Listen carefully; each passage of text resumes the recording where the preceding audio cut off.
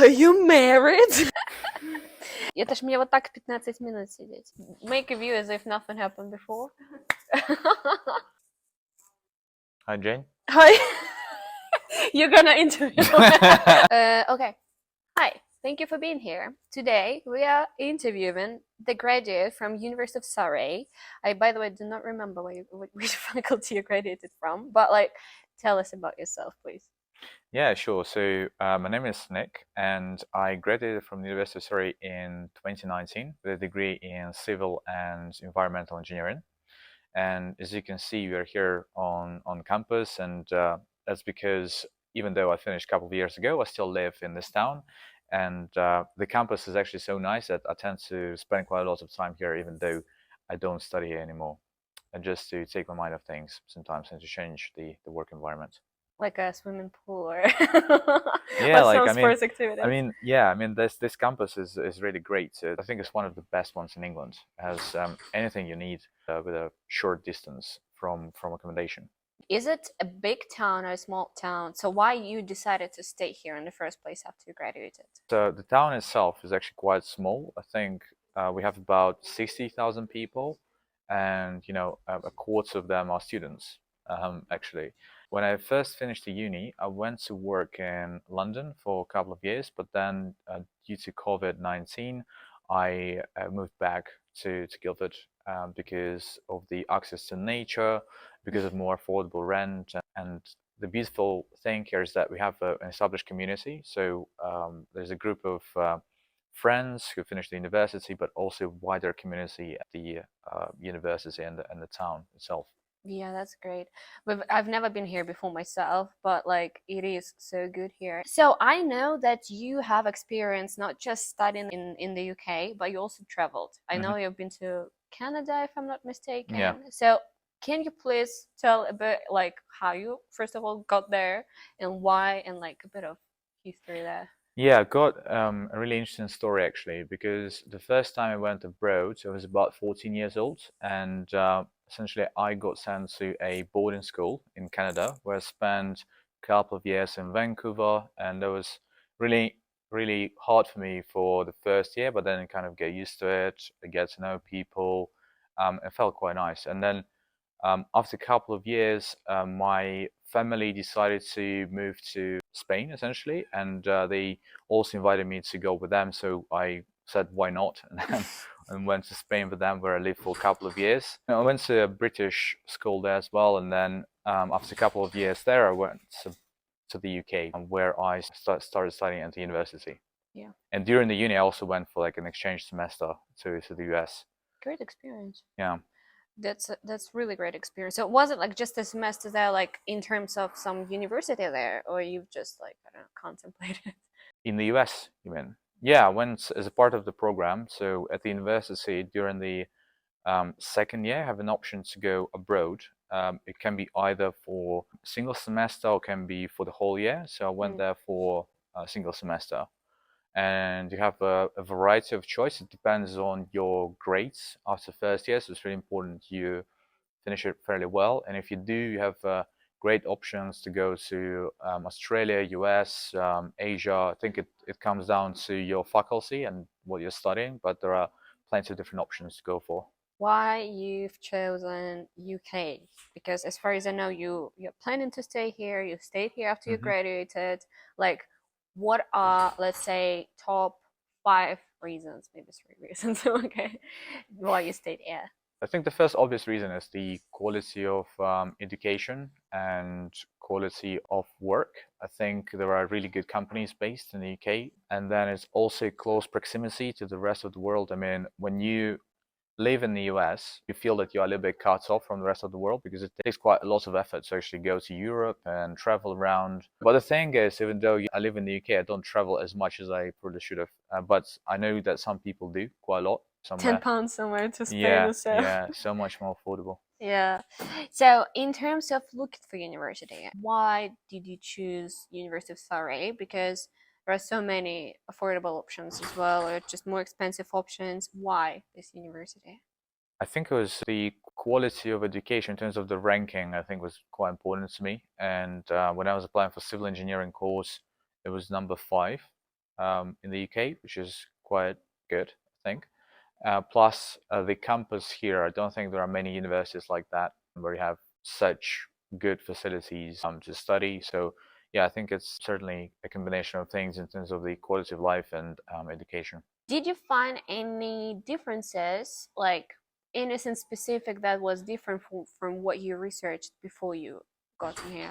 In terms of the quality of education, it's really hard to tell. I mean, the only benchmark you have is just the ranking of the universities, right? But in terms of the quality of life, you can still speak to people and just walk around and see for yourself. So, for example, if you go to London, right, you see the campuses that they have there. It's a lot more separated, and it doesn't give you that feeling of student life, I guess. Do you think this one is similar to the one you went to in US? It's hard to compare. Like, Which one you went to, by the way? I went to North Carolina State University. That's not bad university at all. It's a decent university. I mean, it's a lot bigger Yeah. than Surrey. The facilities are even better and more modern, that's for sure. It's closer to a town, which is just larger by itself. I mean, it's hard to compare. I think if you look and compare like for like, but taking into account that they have different countries with different benchmarks, etc., I think they're fairly similar. But of course, if you compare just like for like directly, there's lots of differences between them. What do you think this university, University of Surrey, is best for? I mean, anything. Maybe some labs or research centers or like. Now, before I start answering that question, I have to caveat that because I don't have that much visibility of all the Just your courses opinion. which are here, Yeah. and I haven't been following the rankings, so it's very hard to tell for me. But I know that the university is really good for hospitality. I think is at least when I was studying there, it was one of the top ranked schools for that. Some of the engineering courses are really good, which I would suggest checking out. And I know that there is a Center for Artificial Intelligence at the university. It's also really good. I think it's top 3 in Europe. We were speaking about campus life. Can you name, in your opinion, because I personally lived on campus only in America. It was short term. I've never lived in a campus in here, even though we have one, my university. What are pros and cons about living at a campus life, student life? I did only kind of live on campus, so it's a little bit difficult for me to compare. But I think you are a lot more connected to the local community. It just makes it easier to kind of integrate, and you're always kind of staying up to date to what's going on, where everyone is going, etc. It depends. I mean, if you're renting a flat with your student peers, right, so that there will probably be quite similar experience. But I would definitely recommend student accommodation for at least a couple of semesters just to see what it's like. Everyone suggests that. Do you have any cons in that? Like something that you really didn't like about campus life?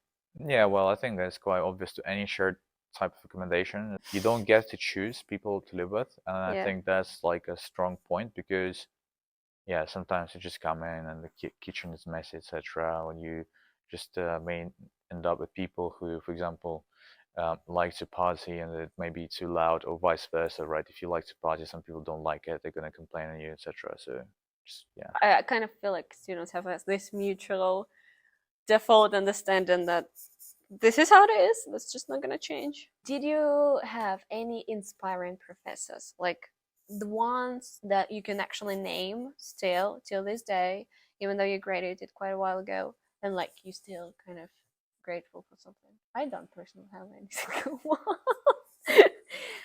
Yeah, I think I have a few professors. Definitely, Tony Thorne is one of the professors that we had for, I think it was highways engineering, something like that. But he was really supportive with my work placement, which I was doing during my third year of the university. He was kind of always there and listening and helping me out.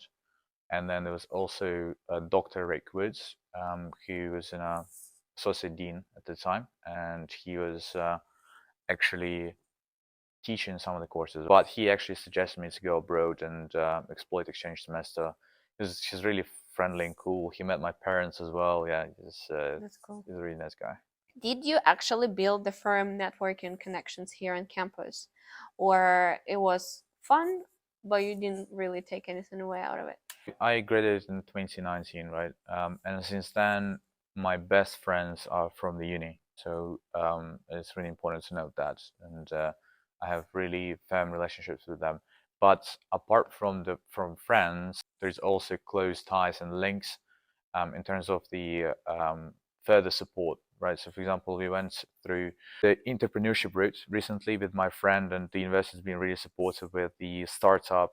And we've been doing lots of different courses and mentorships with them, and they've been supporting us throughout. And they also helped us with various things. I mean, I can talk for ages about it. But for example, they helped us to answer the business incubator called Set Squared, which is one of the leading business incubators. And thanks to university support, that they helped made it happen. Did they do it for free? Yes, yes. It's very important because like incubators sometimes cost money. People who helping out, they also cost money sometimes. Yeah, exactly. So we got full mentorship support. We got office space and a lot more. We got access to investments, and it's all essentially for free. That's Yeah. just great. Did you choose initially the degree with a placement here? I think I did. Yeah, I went for the placement option. Because why I'm asking, it's my next question. At that time you graduated, there was no such a thing as 2 years graduate permit after you graduate from the university. Mm-hmm. And my question is, how did you get employed? Good thing now we have this 2 years. You didn't have that 2 years. So can you elaborate a bit like how you did it? Yeah, there's certainly lots of pressure because after you finish university, you only had like a couple of months to find a job, or otherwise you don't have a visa. The route that I took is quite creative, I think, because I got a placement at the company called Mott MacDonald, which is a global construction consulting firm. So I did a year with them, and then during my final year of the university, I just continued the employment throughout, and I was working there for a couple of days a week.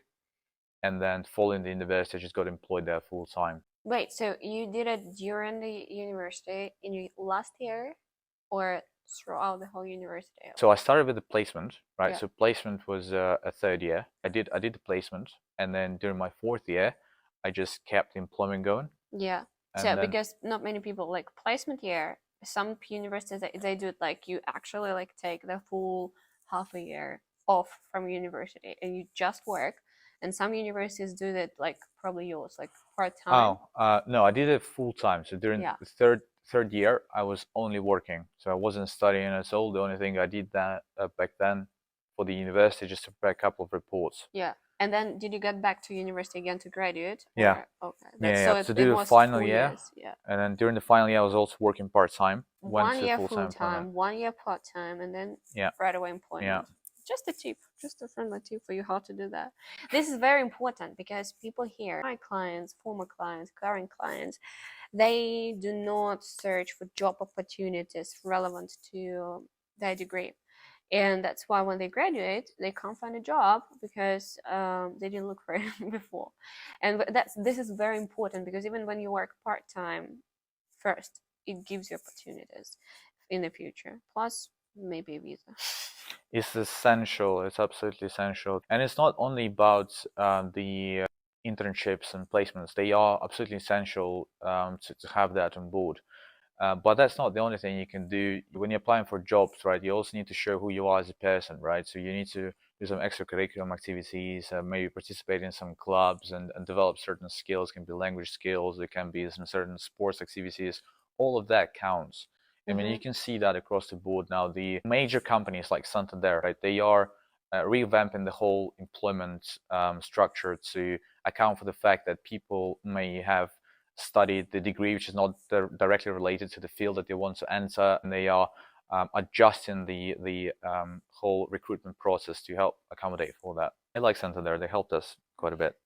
How much? How much was the They help? did. We got a grant from them. Really? Yeah. For the Yeah. startup? So, yeah, they did give us a grant. So yeah, I'm thankful to Santander. So, in your opinion, is it hard to find a job in London? I think it is hard. I think finding a job is like a job by itself. It takes a lot of time and effort to do the right research and to prepare yourself. And yeah, it's important to start early. One of the really good tips as well is to talk to people who work in those positions. 3 best advice how to apply, what to do when you're a potential applicant sitting right now somewhere in a small town in, somewhere Kazakhstan. What are the 3 advice you would give those people? I would say talk to Jane. She'll give you the best advice. I'll start with that. So I think it's really important, first of all, to start the process early and understand what the expectations are, what the requirements are, research that thoroughly. And I think it's important to build like the whole process. Choose kind of the what you want to study, where you want to study, etc. Such a complicated process. It's important to structure it. I don't know much about it that well, but Jane knows a lot about it. So I'm sure she can give you much better tips in terms of preparation. But yeah, just say look for the deadlines, know what is expected from you, right, and go for professional advice if you can. If you can't, just go on my profile. We have a lot of free information. So, my last but not least question: what are you doing now, and what are you planning to do after your current job position? First of all, I am a head of data and digital at K2 Consultancy, which is a construction consultancy, and they do project management, quantity surveying services, and I just lead that on digital transformation, but that's a part-time role.